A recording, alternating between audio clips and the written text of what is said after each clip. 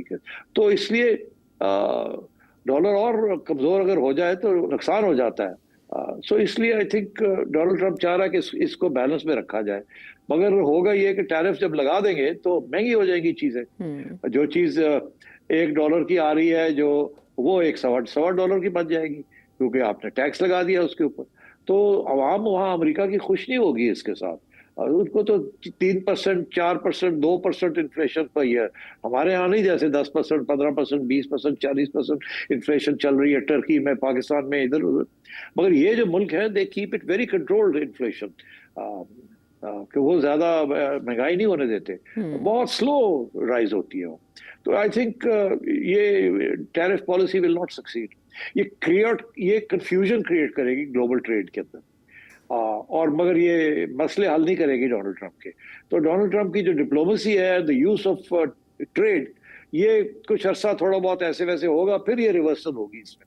जब लोग शोर डालेंगे अमेरिका के अंदर कि ये हो गया वो हो गया, तो जाहिर है डोनाल्ड ट्रंप को बैक ट्रैक करना पड़ेगा। और सबसे जो इसमें इशू है, जो कि प्रॉब्लम बन रहा है, वो ये है कि डोनाल्ड ट्रंप चाहता है कि अमीरों के लिए टैक्सेस कम किए जाए।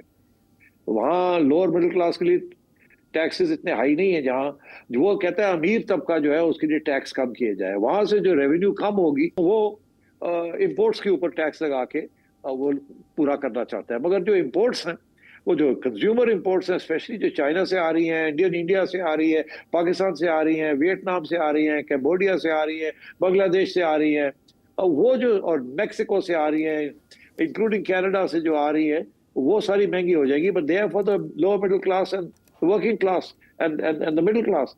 तो मैं ये समझता हूँ कि that is the sort of problem that Donald Trump will confront 6 माह से 1 साल के अंदर अंदर, अगर ये टैरिफ्स जो है इनको लगाना शुरू कर दिया। तो मेरा ख्याल है ये नेगोशिएटिंग टैक्टिक है कि जो अमेरिकन एक्सपोर्ट्स जो हैं वो बढ़े और जो इंपोर्ट्स हैं वो कम हो। मेरा ख्याल है इंपोर्ट्स कम करने के साथ तो टैरिफ लग जाएगा, मगर प्रॉब्लम बन जाएगी। एक्सपोर्ट्स कम करने के लिए शायद कामयाब हो जाए कि जो बाकी मुल्क हैं जहां बैरियर्स हैं अमेरिकन एक्सपोर्ट्स के, वो उनके वो कम हो जाए। तो अगर ये कामयाब हो जाता है उसमें, तो उससे अमेरिका का थोड़ा फायदा हो जाएगा। मल्टीपोलर वर्ल्ड के बारे में भी उनका क्वेश्चन है कि चाइना और रशिया। मल्टीपोलर वर्ल्ड तो अब बनने जा रहा है जी। अब वो खत्म हो गया है एक पोलर अमेरिका का। वो तो एक डायलेक्टिकली आप देखिए क्या चीज बढ़ रही है और क्या चीज कम हो रही है।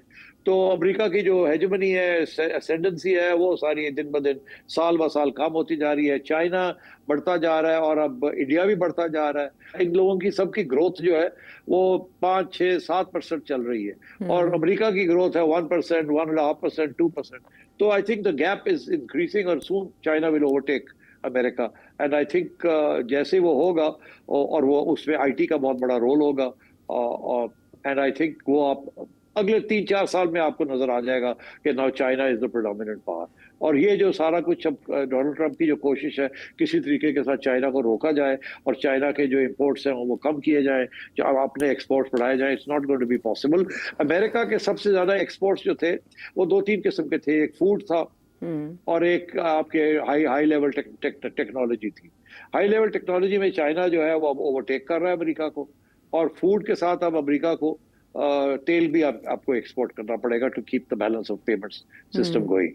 अमेरिका आज तक अपना तेल नहीं एक्सपोर्ट करता था ज्यादा। वो चाहता था कि दुनिया का तेल खत्म हो जाए, अब वो इस्तेमाल कर लें, हमारे पास तेल रह जाए, फिर बाद में हमारे पास एक मोनोपोली हो जाएगी। क्योंकि उन्हें पता है कि दुनिया का जो तेल है वो 30-40 साल में खत्म होने जा रहा है, मिडिल ईस्ट का जो है। तो इसलिए अमेरिका ने अपना तेल जो है उसकी एक्सप्लोरेशन और यूज जो है कम रखी हुई थी।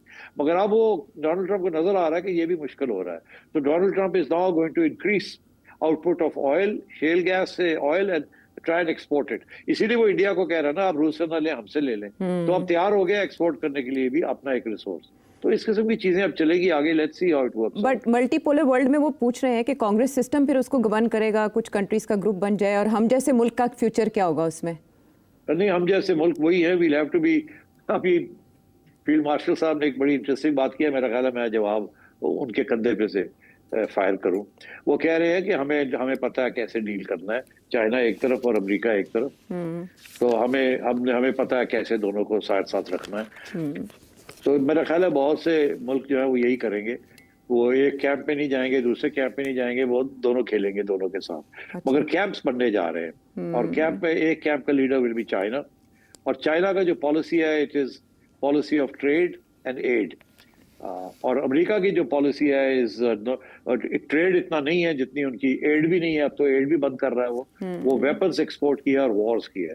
तो I think the world is going to change in the next 10 years। ठीक है, आपके पेचीदा सवाल का आम जवाब आपको मिल गया। वापस आते हैं हम एक ब्रेक के बाद।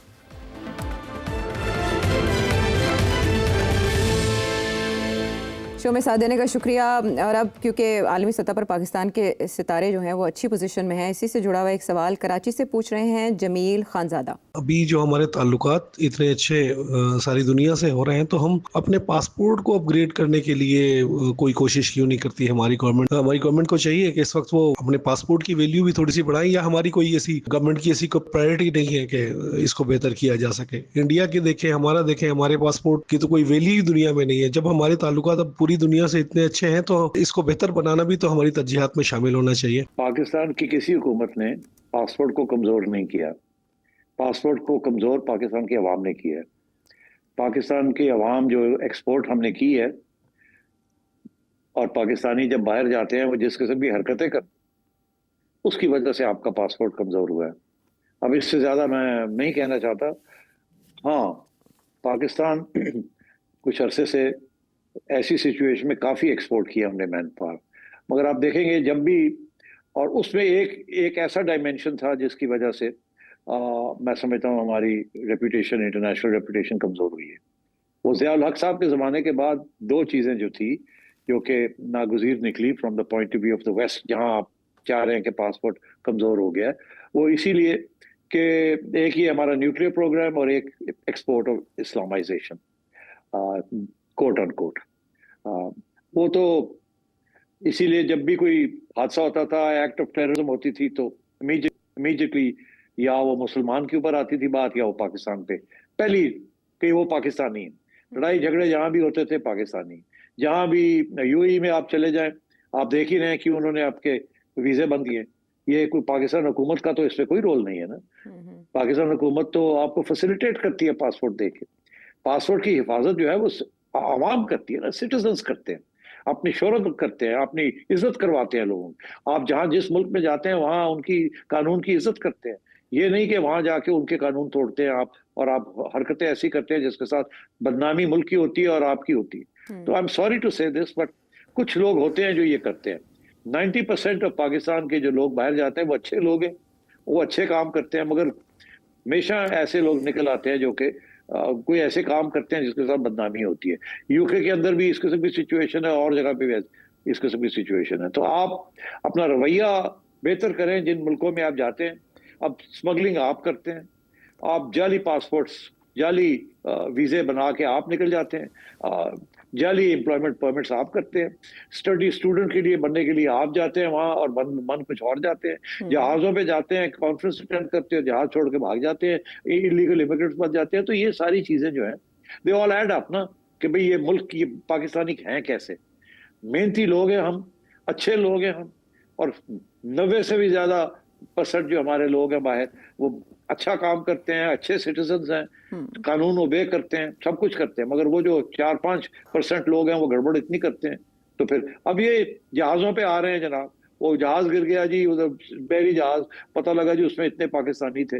वो मतलब ये all this is part of the debate ना, कि ये पासपोर्ट आपका क्या है। तो इसलिए मेहरबानी से आप दुनिया जहां जाते हैं वहां के कानून फॉलो करें, तो फिर आपका पासपोर्ट स्ट्रांग हो जाएगा, इज्जत होगी आपकी। अवाम के पॉइंट ऑफ व्यू से वो ये भी सोच रहे होंगे कि कमज़ोर डिप्लोमेसी या सियासी अदम इस्तेहकाम जैसे फैक्टर्स का क्या किरदार होता है, या कानून का जो हमारे मुल्क में हाल है उसका कोई कंट्रीब्यूशन नहीं होता इस तरह की रैंकिंग में?